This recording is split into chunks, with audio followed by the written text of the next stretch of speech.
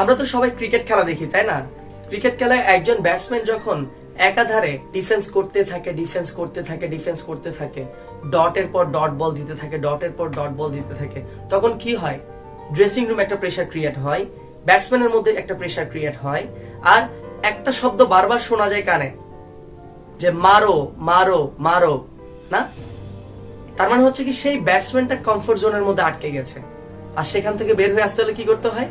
তাকে step out করে বলকে সজোরে সামনে এসে মারতে হয়, আর ঠিকভাবে টাইমিং হলে বল চলে যায় সীমানার বাইরে।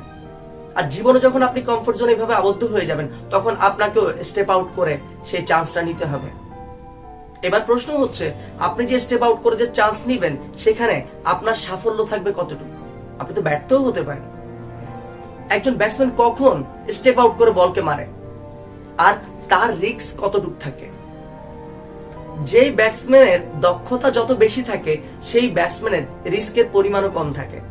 একজন ব্যাটসম্যান যত বেশি দক্ষ হবে, সেই জায়গায় তার রিস্কের সম্ভাবনা থাকবে 10% এবং সাফল্যের সম্ভাবনা থাকবে 90%। আর ব্যাটসম্যান যদি আনারি হয়, সেই ক্ষেত্রে তার রিস্ক থাকবে 90%, তার সাফল্য থাকবে 10%। তাহলে আপনাকে যদি জীবনে সাফল্য অর্জন করতে হয়, কমফোর্ট জোন থেকে বের হয়ে আসতে হয়, অবশ্যই আপনাকে স্টেপ আউট করে চান্সটা নিতে হবে। আর আপনি স্টেপ আউট করে চান্স তখনই নিতে পারবেন যখন আপনি সেই ক্ষেত্রে দক্ষতাটা অর্জন করবেন। প্রত্যেক দিন আপনার উচিত আপনার স্কিলকে ডেভেলপ করা, আপনার দক্ষতাটাকে বৃদ্ধি করা। এখন দক্ষতা বৃদ্ধি করার জন্য আপনার অনেক ওয়ে আছে। You need to do practice, proper practice. You need proper practice, practice practice practice and practice in the right direction. তাহলে আপনি যদি একজন দক্ষ ব্যাটসম্যান হতে চান, জীবনে যদি একজন সফল খেলোয়াড় হতে চান, আপনি যদি জীবনে সফল মানুষ হতে চান, তাহলে অবশ্যই আপনি আপনার কমফোর্ট জোন থেকে বের হয়ে আসার আগে চিন্তা করতে হবে যে আপনার সেই ক্ষেত্রে দক্ষতা আছে, তখনই আপনি সেই সুযোগটি কাজে লাগাতে পারবেন।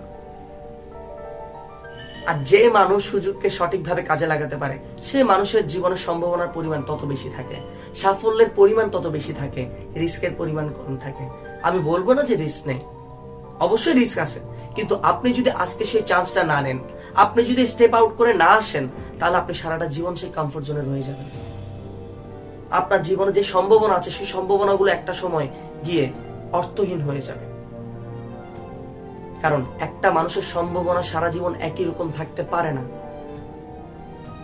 সময়, সামর্থ্য, দক্ষতা, এই তিনটা বিষয় কিন্তু একসাথে কাজ করতে হয়, তাহলে জীবনে সাফল্য আসে। আজকে আপনার সময় আছে, আজকে আপনার সামর্থ্য আছে, আজকে আপনার দক্ষতা আছে, আজকে যদি আপনি সেটা কাজে না লাগেন, তাহলে একটা সময় গিয়ে আপনার রিগ্রেটের পরিমাণটা অনেক বেড়ে যাবে। আপনি তখন শুধু অনুশোচনা করতে থাকবেন, আপনি তখন শুধু বলতে থাকবেন, ওই দিন যদি আমি সেই স্টেপ আউট করে চান্সটা নিতাম, তাহলে আজকে হয়তো আমি অন্য একটা লেভেলে থাকতাম, জীবনের অন্য একটা পর্যায়ে থাকতাম। ওই দিন যদি আমি সেই সুযোগটা নিতাম, তাহলে হয়তো বা আজকে আমি এই পজিশনে থাকতাম না, আমি ওই জায়গাটায় যেতে পারতাম যে জায়গায় আমার যাওয়া উচিত ছিল। দক্ষতা অনুযায়ী যে জায়গা আমি ডিজার্ভ করতাম, সেখানে আমি যেতে পারতাম। আর কমফোর্ট জোন থেকে বের হয়ে আসতে হলে অবশ্যই আপনাকে ঠিক সেই দক্ষ ব্যাটসম্যানের মতো স্টেপ আউট করে বলকে সজোরে আঘাত করতে হবে। আর সেই বলটা হচ্ছে আপনার জীবনের অপরচুনিটি। আর অপরচুনিটিকে যখন গ্রিপ করবেন, তখন অবশ্যই আপনাকে রিস্ক নিতে হবে। আর আপনার রিস্কটা তখনই ফলপ্রসূ হবে যখন সেই বিষয়ে আপনার দক্ষতা থাকবে।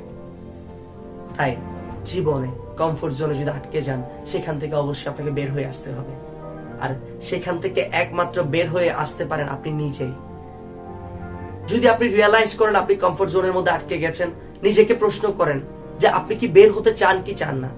আর যদি আপনি সত্যি বের হতে চান, তাহলে অবশ্যই আপনাকে সেই সুযোগটা নিতে হবে, সেই চান্সটা নিতে হবে।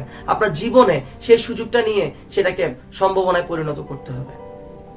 সেই সুযোগকে যখন আপনি ঠিক মতো কাজে লাগাবেন, সেটাই আপনার সাফল্য হয়ে দাঁড়াবে। আশা করি আপনি বুঝতে পেরেছেন আমি কি জন্য বলছি। জীবনে যখন কমফোর্ট জোনে আপনি আবদ্ধ হয়ে যাবেন, তখন অবশ্যই সেই দক্ষ ব্যাটসম্যানের মতো স্টেপ আউট করে বলকে সজোরে সীমানার বাইরে পাঠাতে হবে। আর সেই কাজটা একমাত্র আপনিই করতে পারেন, আমি না।